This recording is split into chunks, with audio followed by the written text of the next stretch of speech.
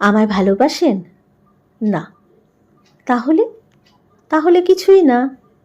কিন্তু রোজ বিকেলে সন্ধ্যার আগে আগে ঠিক এমন সময় ছাদে আসেন যে?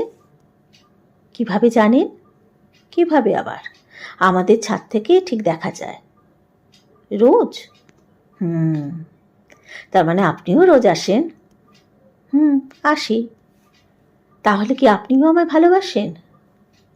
মেয়েটা সাথে সাথে জবাব দেয়, না।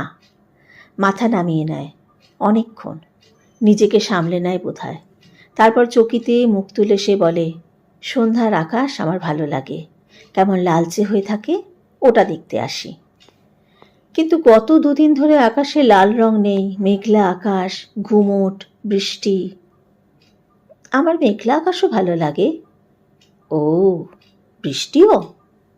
আচ্ছা, যাই তাহলে, ছেলেটা বলে। মেয়েটা চুপ করে থাকে, কথা বলে না, নাকি বলে চোখে। ছেলেটা ঘাড় ঘুরিয়ে খানিক তাকায়, খানিক দ্বিধা, তারপর ফিরে চলে। মেয়েটা দাঁড়িয়ে থাকে। ছেলেটা চায়ের দোকান পেরিয়ে সরু গলির ভেতর ঢুকে পড়ে। মেয়েটা দাঁড়িয়েই থাকে, দাঁড়িয়েই থাকে, যেন নির্নিমেষ অপেক্ষা, নিশ্চিন্ত প্রহর। তারপর ছেলেটা ফিরে আসে। মেয়েটা জানতো? ছেলেটা বলে, আমারও আকাশ ভালো লাগে, বৃষ্টি ভালো লাগে, মেঘ ভালো লাগে, কিন্তু কিন্তু কি? কিন্তু সেই আকাশ, মেঘ আর বৃষ্টি দেখবার সময় একজোড়া উৎসুক চোখও লাগে আমার। কোথায়?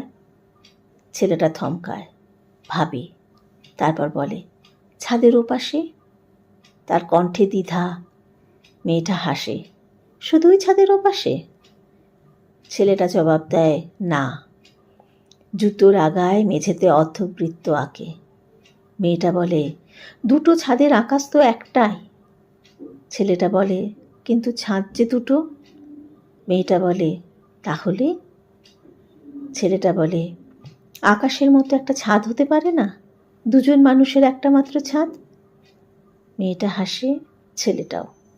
বহু বছর বাদে তাদের মাথার ওপর ওই একটা মাত্র আকাশের মতো একটা ছাদই থাকে, অথচ তারা কেউ বলেনি ভালোবাসি।